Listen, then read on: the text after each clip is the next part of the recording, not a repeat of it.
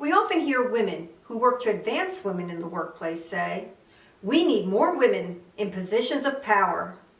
But every time I hear them say that, my immediate reaction is, no, we don't. You don't know what you're talking about. My problem with their statement is the definition of power that they're using. Now, if they were defining power as the ability to act and produce an effect, that would be great. We need more women actively involved in the workplace, driving outcomes and getting things done. That's a major theme for many of my videos. However, the definition that they're using is the ability to exercise authority, control, or influence over others. The problem with using this definition is that it reveals how misguided women are in their understanding of the male-dominated workplace. Too many women believe that the person at the top gets to make all the decisions. They get to impose their will and do things the way they want. And the people below them, they just do what they're told. Now, wanting to control people and make them conform to your will is pretty darn dysfunctional.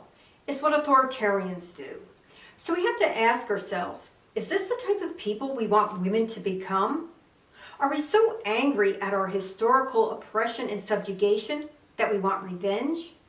Do we want more women in positions of power so we can finally make men do what we want? Well, I hope not, because the women who fought for our legal rights and our power in society stood up against this behavior. Their motive was the hope that women would aim higher than their own selfish ambitions, that they would serve the common good. The women who want power and control also forget the kind of society we live in. They forget that we rebelled against authoritarians in favor of individual liberty and self-determination. And if they haven't worked in the male-dominated workplace, they don't know how much men value their autonomy and their right to determine the best way to do their job. So in the workplace, men want to exercise their individual power, their individual right to take the action they want to produce the desired outcome. So when women exercise power and control, we immediately put ourselves in conflict with men's individual power. And what do you think men are going to do? They're going to rebel. And if you think the power and authority of your position can squash their rebellion, you're sadly mistaken. Men know how to play this game. When men rebel, they take their autonomy and individual power to an extreme. They go off and do whatever they want for as long as they want.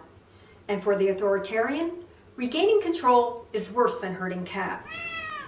Men rebel until the authoritarian understands that the workplace thrives through a balance of power.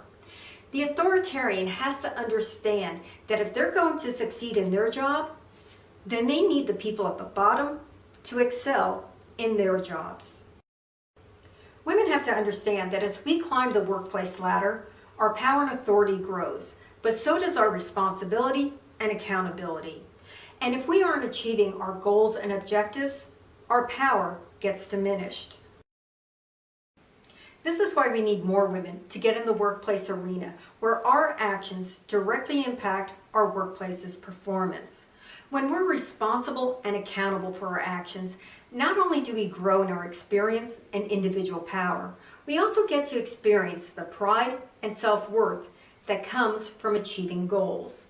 This is the way we want to grow, so that when we reach a position with power, we aren't motivated by selfish ambitions. Instead, we want to harness everyone's individual power, integrate it, and have it all work in harmony for the common good of our workplace. We want to earn the trust and respect of the people below us. We want to become a leader. So no, we don't need more women in positions of power. We need more women in positions of leadership. This is Dot Callahan asking you to help me turn the woman in the room into the women in the room. Sign up for my newsletter, subscribe to my YouTube channel, or find the Woman in the Room on Facebook. It's up to you. Just keep watching and sharing my videos.